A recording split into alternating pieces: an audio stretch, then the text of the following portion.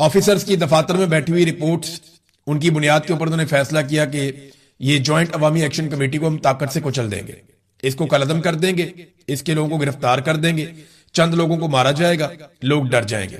लेकिन इस वक्त तक जब मैं आपसे बात कर रहा हूं, मिस कैलकुलेशन का जो नतीजा है वो रावला कोर्ट की सराउंडिंग में आपको दिखाई दे रहा है। ये सिर्फ एक एहतजाज के मनाजिर है जो लाइव कवरेज के साथ आ रहा है, और ये एक काफिला है, इसके अंदर हजारों लोग मौजूद हैं। जब रात के वक्त उन्होंने कहा जी अपने मोबाइल फोन की लाइटें ऑन करें, तो हर तरफ से ऐसा लग रहा था कि एक सैलाब है अवाम का, हजारों लोग हैं। और दूसरी तरफ इस तरह के 3 काफिले और मौजूद हैं रावला कोर्ट के इर्द गिर्द। तो रावला कोर्ट को तो घेरा हुआ है ज्वाइंट अवामी एक्शन कमेटी के लोगों ने, और कश्मीर की अवाम उनका साथ दे रही है। एक चीज और सबको याद रखनी पड़ेगी कि ज्वाइंट अवामी एक्शन कमेटी अभी तक कोई सियासी जमात नहीं है जो इलेक्शन लड़ने के लिए चली जाए। इस कमेटी में Pakistan People's Party, PMLN, PTI, मजहबी सियासी जमातें, सारे लोग इस कमेटी को सपोर्ट करते हैं और वो बतौर कश्मीरी इसके अंदर हिस्सा लेते हैं। जब ये सियासत में आएगी तब आएगी, और पता नहीं आएगी या नहीं आएगी, लेकिन फिलहाल इनका तोती बोलता है वहां पे। और कश्मीरी सारे एक नुक्ते पे इकट्ठे हो गए हैं कि हमने पाकिस्तान की एस्टेब्लिशमेंट को मजीद हमारे रियासती मामलात के अंदर बेजा मुदाखलत की इजाजत नहीं देनी। लेकिन कुछ मामलात होते हैं जो सिक्योरिटी के मामलात होते हैं, दिफा के मामलात होते हैं, आम तरीन मामलात होते हैं, उनमें आप इनपुट ले सकते हैं, बिल्कुल लेनी भी चाहिए। एक इंस्टीट्यूशनल एक मेमोरी होती है, आप उनको बुलाते हैं, उनसे आप पूछते हैं कि जनाब इसके बारे में आपकी क्या राय है, तो वो जो उनके पास पुराना रिकॉर्ड है उसके मुताबिक वो अपनी राय आपको दे सकते हैं। बिल्कुल उनका इतना इनपुट होना बहुत जरूरी भी है, और उन्हें तनख्वाह भी इस बात की मिलती है कि वक्त जरूरत उनसे पूछा भी जा सके, उनसे काम भी लिया जा सके। लेकिन जब वसाइल के मामलात के अंदर, ट्रांसपोर्ट के मामलात के अंदर, मजहब के मामलात के अंदर और बजट के मामलात के अंदर हर चीज के अंदर एस्टेब्लिशमेंट घुस जाती है ना, तो फिर लोगों के मसाइल हल नहीं होते, लोगों को लगता है कि कब्जा हो गया। अब ये मामला चल रहा है वहां पे। देखिए ये जो 12 महाजरीन की नशिस्तें हैं ना, इसके ऊपर बहुत डिटेल में लोग बात कर रहे हैं कि ये नशिस्तें तो लाई गई थी मकबूजा कश्मीर के केस को उठाने के लिए कि हक खुद इरादियत देना है पाकिस्तान ने भी और भारत ने भी, अक़वाम मुत्तहिदा की करारदाद है, तो उसके मुताबिक जो है वो सबको वोट का हक मिलना चाहिए, और कश्मीरी फैसला करेंगे कि उन्होंने भारत के साथ रहना है, पाकिस्तान के साथ रहना है, या अपना अलग मुल्क बनाना है। यही अक़वाम मुत्तहिदा के पास ऑप्शन यही है ना, और करारदाद यही कहती है कि कश्मीरी ही फैसला करेंगे अपने मुस्तकबिल का, ना भारत फैसला करेगा ना पाकिस्तान फैसला करेगा। तो इसलिए पाकिस्तान ने एक बड़ा अच्छा जेस्चर दिया था कि मकबूजा कश्मीर की 12 महाजरीन की नशिस्तें रख ली थी पाकिस्तान में कि जनाब हम यहां पे जो असेंबली बनाएंगे इसके अंदर ये जो 12 नशिस्तें हुआ करेंगी ये नुमाइंदगी करेगी मकबूजा कश्मीर की। तो इसको बड़ा अप्रिशिएट किया गया था, नीयत बुरी नहीं थी जब ये काम किया गया। लेकिन हुआ क्या, वक्त के साथ साथ पाकिस्तान की एस्टेब्लिशमेंट ने इन सीटों को आजाद कश्मीर में हुकूमतें बनाने और गिराने के लिए इस्तेमाल करना शुरू कर दिया। यानी वो जो बंदूक आपने खरीदी दुश्मन के खिलाफ, वो अपनों के ऊपर ही तान दी गई। वो हथियार जिसे इंडिया के खिलाफ इस्तेमाल करना था वो कश्मीरियों के खिलाफ इस्तेमाल होना शुरू हो गया। अब ये 12 बंदे बाहर से जीत कर आते, इनमें से 8-9 बंदे जो है वो वजीर बन जाते, और आजाद कश्मीर का पूरा निजाम जो है वो एक ऑफिसर बैठ के, एक फौजी ऑफिसर बैठ के वो चला लेता था इन्हीं बंदों के जरिए से। जब दिल किया हुकूमत बना दी, जब दिल किया हुकूमत गिरा दी।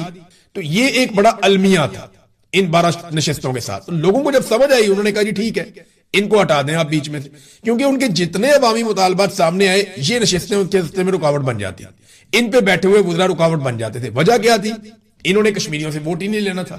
ये आजाद कश्मीर के लोगों से वोट नहीं लेते थे, ये तो लाहौर में, पेशावर में, ये इधर रावलपिंडी में, ये यहां से वोट लेकर आते थे ना। तो जब ये वोट यहां से लेकर आते थे तो इन्हें इस बात की कोई परवाह नहीं होती थी कि आजाद कश्मीर के लोग इनके बारे में क्या सोच रहे हैं। तो जो इन्हें हुक्म दिया जाता था ये अपनी वजारत के अंदर वही फैसला कर देते थे, वही नोटिफिकेशन जारी कर देते थे। तो आजाद कश्मीर के लोग सर पकड़ के बैठ जाते थे कि भाई इनको कैसे काबू करें। तो उन्होंने तंग आकर कहा जनाब ये सीटें ही खत्म कर दें आप, हमें नहीं चाहिए। अब इसका एक हल था बड़ा अच्छा, वो ये कि आप इन सीटों को बिल्कुल रखें, सिंबॉलिकली रखें कि जनाब ये सीटें मौजूद रहेंगी, ये असेंबली में आकर बैठेंगे भी, लेकिन हुकूमत बनाने में और हुकूमत गिराने में इनका कभी कोई किरदार नहीं होगा। हाँ, बैनुल अक़वामी सतह पे जो जम्मू कश्मीर का मुकदमा है या मकबूजा कश्मीर के मामलात हैं उनमें इनको आगे आगे रखा जाए, इसके ऊपर इंटेलेक्चुअल किस्म के लोग लाए जाए जो बैनुल अक़वामी फोरम्स के ऊपर जाके कश्मीर के मसले को उठाएं। तो ये बड़ा अच्छा जेस्चर हो जाता कि आपका मकसद भी हल हो जाता और कश्मीरियों को उनका हक भी मिल जाता। लेकिन कश्मीरी अब इस हक के लिए जब खड़े हुए तो एस्टेब्लिशमेंट को लगा कि उनकी बालादस्ती चैलेंज हो गई, और फिर उसके बाद रावलाकोट में जो कुछ हुआ वो आपने देखा। कोई अंदाजा नहीं कर रहा था कि इतनी बड़ी तादाद में लोग इकट्ठे होंगे। अब लोग बहुत बड़ी तादाद में मौजूद हैं, हर काफिले के साथ हजारों लोग हैं। सरकारी रिपोर्ट के मुताबिक इनकी तादाद 25,000 से ज्यादा बताई जा रही है। सरकारी रिपोर्ट जो है ना वो तादाद कम करके बताती है हमेशा, ये हम सब जानते हैं। तो अगर सरकारी रिपोर्ट 25,000 बता रही है तो फिर आप अंदाजा लगा लें कि असल में ये तादाद कितनी बड़ी होगी। कश्मीरी बड़ी तादाद में निकले हैं, ये बात तो साबित हो गई है। और कश्मीरी अब पीछे हटने के लिए तैयार भी नहीं, क्योंकि बड़ा चार्ज माहौल है। मैंने कुछ तकारीर सुनी है, बातचीत सुनी है, कुछ चीजों पे मुझे एतराज भी है। यानी देखें, नफरत जब फैलाई जाती है ना तो वो बहुत तेजी से फैलती है, इसकी ये खसूसियत होती है। और पाकिस्तान की एस्टेब्लिशमेंट ने अपने टाउटों के जरिए गुज़िश्ता चंद दिनों में जो नफरत फैलाई है वो अब कश्मीर में दिखाई दे रही है, जैसे बलूचिस्तान में नफरत फैलाई गई थी। देखिए, ये बड़ा आसान होता है किसी को गद्दार कह देना, लेकिन इसकी कीमत आपको नस्लों तक चुकानी पड़ती है। आप तो ढीले मुंह के साथ बैठ के कह देते हैं कि ये गद्दार है, ये इंडिया का एजेंट है, ये रा का एजेंट है, ये जनाब पाकिस्तान का दुश्मन है, बड़े आराम से आप कह देते हैं। वो आदमी उस वक्त शायद बर्दाश्त भी कर देता है, लेकिन ये चीजें नस्लों तक पीछा करती हैं। आप बलूचिस्तान में देखें आपके साथ क्या हुआ, यही हुआ। आप पश्तूनों के साथ देखें आपने क्या किया, उसका जवाब क्या है। आज आप इसी चीज का सामना कर रहे हैं। बांग्लादेश में आपने क्या किया, वहां पे भी आपने यही किया, उसका नतीजा आपके सामने है। तो जहां जहां पे आपने नफरत की आग लगाई वो आपके घर तक आई, और ये आग भी आपके घर तक आ जाएगी अगर अभी आप नहीं समझेंगे तो। पाकिस्तान का दुश्मन डिक्लेयर कर देते हैं, रा का एजेंट कह देते हैं, गद्दार वतन कह देते हैं, बड़े ढीले मुंह के साथ कह देते हैं, लेकिन लोगों को जो तकलीफ होती है, आप नफरत की मुस्तकबिल के लिए एक आग लगातार आप जला देते हैं। और ये खेल पाकिस्तान में सबसे ज्यादा हमेशा हमारी पंजाब की सियासी जमात नून लीग ने और पाकिस्तान की मिलिट्री एस्टेब्लिशमेंट ने खेला है, क्योंकि पाकिस्तान की मिलिट्री एस्टेब्लिशमेंट में ज्यादातर लोग पंजाब से ही होते हैं, और एक नून लीग जो है वो पंजाब की एक पॉलिटिकल पार्टी है। और नून लीग ने हमेशा नफरत का कार्ड खेला है। कभी जाग पंजाबी जाग का इन्होंने नारा लगाया, कभी इन्होंने पंजाब के नाम के ऊपर सियासत की, कभी नफरत फैलाई, कभी सिंधियों को कमतर कहा, कभी इन्होंने महाजरों के खिलाफ आग उगली, कभी इन्होंने बलोचों को बहुत बुरा भला कहा, कभी पश्तूनों के खिलाफ नफरत की आग जलाई, अब कश्मीरियों के खिलाफ जो हो गए। तो पूरे पाकिस्तान को ये क्या चाह रहे हैं। ये पंजाब की, मैं अवाम की बात नहीं कर रहा, पंजाब के लोग बहुत बड़े दिल वाले हैं। ये तमाम कौमियतें पंजाब में बड़े पैमाने पर आकर रहती हैं, और बिल्कुल ऐसे रहते हैं बीच में घुल मिल कर, कोई पूछता भी नहीं है। लेकिन इस पॉलिटिकल पार्टी ने नफरत की एक आग हमेशा लगाई है, पीएमएल-एन ने, और अब कश्मीरियों को उसी आग में जलाने की कोशिश की जा रही है। एक तरफ पाकिस्तान पीपल्स पार्टी को नाज़रीन आगे किया हुआ, लेकिन हाँ, एक चीज मैं आपको पहले बताऊं कि अब पीपल्स पार्टी जो है ना, उसने कैटेगोरिकली कह दिया है कि अगर तो इलेक्शन आपने करवाने हैं जुलाई में, तो फिर आप ये ऑपरेशन वाला ड्रामा बंद। आप बिलक बिलक के कह रहे हैं, हालांकि इनके बच्चे आपस में जो है वो लड़ रहे हैं इस वक्त। बच्चों को वो लड़ने के शौकीन नहीं है, उनको लड़ाया जा रहा है। लड़ाने वाले कौन है? बंद कमरों में बैठे हुए कि जनाब हमने कंट्रोल करना है तमाम वसाइल के ऊपर, पैसा हमारी जेब में जाना चाहिए, कारोबार हम करेंगे, जमीनों पे हमारा कब्जा होगा, ये हम कंट्रोल हाथ से जाने नहीं देंगे। वो कंट्रोल, कब्जा, मफाद, मुनाफा, ये वो चीजें हैं जो माओ के बच्चों को हमने। है कोई इंसाफ, कोई कानून? यानी प्रोपेगेंडा किया जाता है ना, पंजाब के अंदर से बैठ के लोग कहते हैं कि जनाब ये लोग तो बहुत बुरे हैं, कश्मीरी ये हैं, कश्मीरी वो हैं, कश्मीरियों को गाली दी जा रही है। इससे पहले पश्तूनों को गाली दी। यहाँ ये पीएमएल-एन का वतीरा है। पीएमएल-एन ने हमेशा नफरत की सियासत की है। इनके सहाफियों ने, इनके दानवरों ने, इनके पॉलिटिशियंस ने बलोचों के खिलाफ जबान दराजी की, नफरत फैलाई, सिंधियों के खिलाफ इन्होंने किया, और कितना गलीज प्रोपेगेंडा किया पिछले दिनों आपने देखा। पश्तूनों के खिलाफ इन्होंने क्या किया कि पश्तून इस्लामाबाद में दाखिल नहीं हो सकता था, सड़कों पे रोककर जलील कर दे। अब कश्मीरियों के साथ वही नफरत, ये बेशर्मी बंद हो, इस बेशर्मी की कोई गुंजाइश नहीं। उधर एक एसपी है, वो उसका वो भतीजा जो है उसे गोली लगी। वो जब लाश लेकर जा रहे थे तो एसपी आया तो उसने कहा ये तो मेरा अजीज है, वानुल्लाह पड़ गया कि एसपी शहजाद जो है वो खड़ा हुआ है मुजाहिरीन के खिलाफ अपनी फोर्स लेकर एहतजाज को रोकने के लिए, और गोली चलती है उसके अपने भतीजे को गोली। तो माओ के बच्चे, यानी जो दुश्मन नहीं कर सका वो आपने, जिसका दुश्मन ने ख्वाब देखा कि इनके घर के अंदर हम आग लगाएं, वो आपने खुद कर दिया। बांग्लादेश में भी आपने यही किया, बलूचिस्तान में भी आपने यही किया, कबायली इलाकों में भी आपने यही किया, और आज कश्मीर में भी आप यही कर। इस नफरत की आग को बुझाइए। आप अपनी एक बोटी सेकने के लिए, अपना एक बारबेक्यू करने के लिए, अपनी अयाशी के लिए पूरे मुल्क में आग नहीं लगा सकते। ये लोग अपने हकूक मांग रहे हैं, और क्या मांग रहे हैं मैं आपको दिखाता हूं कि इनको आपने दिया क्या है। देखें, कश्मीर को तो एक मिसाली खित्ता बनाया जाना चाहिए कि आपका मुकदमा था कि मकबूजा कश्मीर पाकिस्तान का हिस्सा बनेगा, वो आजाद कश्मीर को देखकर बनेगा। भाई, अगर आप आजाद कश्मीर को नहीं बना पाएंगे तो कैसे बनेगा? आजाद कश्मीर में अपने ले जाके आप 8-9 वजीर बना लेते हैं, बिठा देते हैं पाकिस्तान से, उनके जरिए से आप पूरे निजाम को कंट्रोल करते हैं, उनके मफादात के ऊपर चोट पहुंचाते हैं। ये देखें ना, हुकूमत के जारी इकोनॉमिक सर्वे के मुताबिक आजाद कश्मीर के 63% सरकारी स्कूलों में पीने का पानी नहीं है, 60% की चार दीवारी नहीं है, 57% में बिजली की सहूलत ही नहीं है, 46% स्कूलों में बाथरूम ही नहीं है।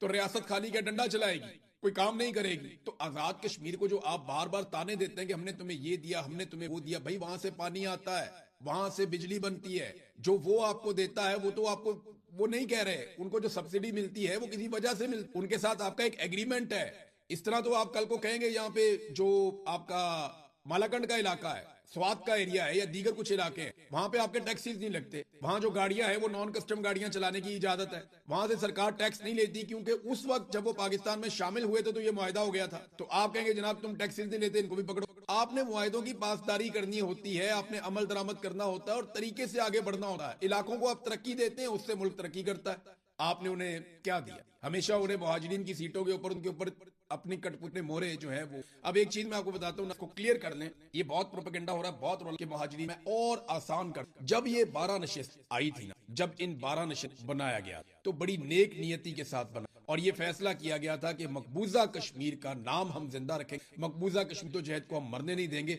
उनके नुमाइंदगान हमारी असेंबली के अंदर बैठे। बहुत जो मकबूजा कश्मीर से हिजरत करके, अब मेरी फैमिली भी वहां से ही आई हुई, तो वो जो वहां से हिजरत करके आए थे उनको उनके हकूक मिलेंगे और हम उनको 12 सीट यहां तक। लेकिन फिर क्या हुआ, आहिस्ता आहिस्ता एस्टेब्लिशमेंट ने इन 12 सीट अपने कठपुतली बिठाना, अपने बंदे टाउट्स उठाए। तो एस्टेब्लिशमेंट अपने 12 बंदे लेकर जाती है आजाद कश्मीर, और आजाद कश्मीर से अगर थोड़े बहुत भी इनके बंदे जीत जाते हैं तो ये उन 12 बंदों के साथ मिला के वक्त बना लेते हैं और अपने वजीरों को, अपने जो वो 12 बंदे उनको वजारतें दिलवा और पूरे आजाद कश्मीर। तो एस्टेब्लिशमेंट ने इसको आजाद कश्मीर को कंट्रोल करने का, वहां की हुकूमत को कंट्रोल करने का एक फार्मूला बना कि जनाब ये 12 नशिस्तों के जरिए से हमने आजाद कश्मीर को मुकम्मल तौर पे अपने कंट्रोल में रखना, ये किया। अब जब आपने एक चीज का गलत इस्तेमाल शुरू कर दिया तो फिर क्या हो, फिर लोगों के अंदर रिएक्शन। लोगों ने जब जब आजाद कश्मीर के अंदर हुकूक मांगे तो लोगों को यह समझ आई कि जो महाजर नशिस्त के ऊपर कठपुतली लाई गई है, उस कठपुतली ने उनके हकूक दबाए हुए हैं। वजह यह है कि उसने तो दोबारा इलेक्शन लड़ना ही नहीं है, वो तो जाएगा वापस लाहौर में या पेशावर में, वहां उसे कौन पूछेगा कि तुम आजाद कश्मीर में क्या करके आए हो, और दोबारा से एस्टेब्लिशमेंट उसको फिर सीट दे देगी, वो फिर आके बैठ जाएगा हमारे सर की। तो इस नाइंसाफी की आप मसले को समझें, जज्बाती होने की बजाय आप उनका प्रॉब्लम समझें। अब ये उनके साथ बैठने के लिए तैयार नहीं है, कोई कहता है बैठना, कोई कहता है नहीं बैठना। पीपल्स पार्टी कहती है बैठना चाहिए और साथ में उन्हें कलदम भी पीपल्स पार्टी करार दे। पीपल्स पार्टी कहती है बैठना चाहिए और साथ में उनके सरों के ऊपर कीमत भी पीपल्स पार्टी रखती है। पीपल्स पार्टी कहती है बैठना चाहिए और पीपल्स पार्टी की ही हुकूमत उनके ऊपर लगातार क्रैकडाउन भी करती है। पीपल्स पार्टी कहती है बैठना चाहिए और पीपल्स पार्टी ही पाकिस्तान से दरखास्त करके रेंजर्स को, एफसी को और पुलिस को आजाद कश्मीर के अंदर। तो ये पीपल्स पार्टी पॉलिसी है, मुनाफिकाना पॉलिसी, ये इसके जरिए अपनी सियासत जिंदा रखना चाहते हैं। हालांकि ये बहुत बड़ी ज्यादती का हिस्सा है ये लोग। और अब एक और फैसला किया गया है कि जो 177 FIR हुई थी, जो पहले वापस पिछले एहतजाज के बाद, वो कह रहे हैं जी पिछली रियायतें खत्म कर रहे हैं और 177 जो FIR थी उन FIR को वापस बहाल किया जा रहा है। ये नादरीन अब कि FIR वापस बहाल की जाएंगी और इतनी मैक्सिमम लगता है नफरत फैलाई जाएगी। दावा किया गया था कि हमारी बड़ी मुज़ाकरात में कामयाब हो गए हैं और कश्मीर जो है यहाँ पे अब अमन आ जाए और हालात बहुत बेहतर हो जाएंगे, इनके मुतालबात बहुत जायज हैं, ये कहा गया। लेकिन फिर 2 साल तक के बाद अब जब असेंबली अपनी मुद्दत पूरी करने जा रही है तो भी उनको उनका हक नहीं मिला। अब वो ये कहते हैं कि इसी असेंबली में आप हमें हमारा हक दीजिए, लेकिन हुक्मरान ऐसा करने से गुरेज आए, वो ये करने। नाज़रीन, तहरीके इंसाफ ने काफी साथ दिया इसमें कश्मीरी आवाम, यानी तहरीके इंसाफ का मीडिया ही एक रोल प्ले कर रहा है। तहरीके इंसाफ के सोशल मीडिया ने जोरदार तरीके से आवाज उठाई आजाद कश्मीर के आवाम के लिए, और ये बहुत अच्छी। बाकी पॉलिटिकल पार्टी को भी, चाहे वो किसी भी पॉलिटिकल पार्टी का, या आप एक आम आदमी है, पाकिस्तानी है, सोशल मीडिया है, तो आप कश्मीरियों का साथ दी। मुझे नहीं लगता कि इस वक्त नफरत फैलाने की गुंजाइश है, मुझे नहीं लगता कि इस वक्त गोली चलाने की गुंजाइश जरूरत है। बैठकर बात करनी चाहिए, मसले को हल करना चाहिए। गोलियों से नफरत बोई जा सकती और इस फसल को काटना पड़ेगा, आपको नहीं तो आपके बाद आने वालों को, लेकिन ये फसल नफरत की अगर पक गई तो इसे काटना पड़ेगा, बहुत खून बह जाए। सुहेल अफरीदी ने भी इस पे स्टेटमेंट, गो कि उनकी अपनी पार्टी के अंदर बड़ा फड्डा पड़ा, लेकिन उन्होंने कश्मीर के बुनियादी एक स्टेटमेंट दिया उनके, और कश्मीर पाकिस्तान की शार के यहां शुरू किया। लेकिन जब भी कोई सरकार में, जब भी किसी की हुकूमत होती है, जब PTI की हुकूमत, तो तब वो भी ऐसे एलिमेंट, इमरान खान साहब के अपोजिशन में तो आप ये सारा कुछ करते, आप हर आवाज को उठाते हैं अपने मफाद के, लेकिन आपका असल इम्तिहान होता है जब आप देखें ना, ये सुहेल अफरीदी वगैरह कितनी बड़ी बड़ी बात कि ड्रोन हमला नहीं होगा, ड्रोन हम नहीं देंगे, हम ये कर देंगे, अगर मिलिट्री ऑपरेशन तो वो कर देंगे, सारा कुछ हो रहा है। एक भी FIR इन्होंने नहीं की। तो अली अमीन गंडापुर के टाइम पे तो बड़ा रोला डालते थे, लेकिन अब सुहेल अफरीदी का टाइम आ गया तो कुछ करते भी नहीं है और रोला भी नहीं डालते। तो अली अमीन गंडापुर ने अब रोला, मेरे ख्याल में एक बात जो अली अमीन ने की वो बात ठीक, आप इख्तलाफात अपनी जगह पे, लेकिन अली अमीन गंडापुर कपूर ने एक बात की वो बिल्कुल उसने कहा यार तुम नाचो तो फैशन और हम नाचे तो मुजरा।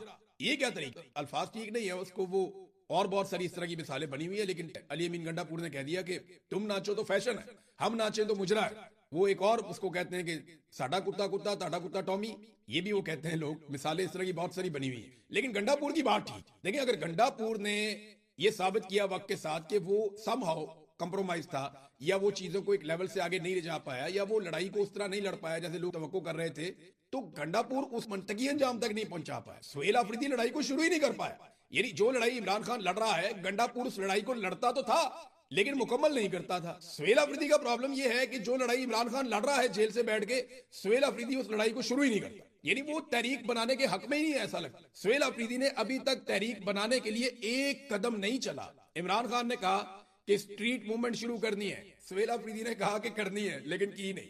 अभी तक कुछ भी नहीं किया गया। पार्टी के अंदर जो है वो रोला पड़ा हुआ है, लड़ाई बढ़ रही है। अली अमीन गंडापुर और उनके जो इत्तेहादी साथी हैं मुतहर्रिक हो रहे हैं, और ये सारा मौका सुहेल अफरीदी ने खुद दिया। मेरे ख्याल में अब बहुत कम चांस, बहुत थोड़ा चांस कि वो कुछ करके अपनी साख क्योंकि मैंने, मुझे अच्छी तरह याद है, मैंने, और ये मेरी सुहेल अफरीदी से बात हुई तो मैंने कहा था कि गंडापुर ने 100 से शुरू किया वो, और आप 0 से शुरू, अब आप पे डिपेंड करता है कि आपने नीचे जाना है। तो सुहेल अफरीदी ने ऊपर की तरफ सफर किया, थोड़ा सा 10-20 तक गए, लेकिन उसके बाद अब ये माइनस में खसारे में। सुहेल अफरीदी ने वो नहीं किया जो इमरान खान किस्म की तरीके ये नहीं कर पाए। इंटरनेशनल फ्रंट पे खबरें हैं, लेकिन नेक्स्ट वीक अपनी कठपुतले मोहरे जो है वो। अब एक चीज मैं आपको बताता हूँ, उसको क्लियर कर लें, ये बहुत प्रोपेगेंडा हो रहा है, बहुत रोल के मुहाजिरी में और आसान कर। जब ये 12 नशिस्त आई थी ना, जब इन 12 नशिस्त बनाया गया तो बड़ी नेक नियति के साथ बना, और ये फैसला किया गया था कि मकबूजा कश्मीर का नाम हम जिंदा रखेंगे, मकबूजा कश्मीर तो जहद को हम मरने नहीं देंगे। उनके नुमाइंदगान हमारी असेंबली के अंदर बैठे, बहुत जो मकबूजा कश्मीर से हिजरत करके, अब मेरी फैमिली भी वहां से ही आई हुई, तो वो जो वहां से हिजरत करके आए थे उनको उनके हकूक मिलेंगे,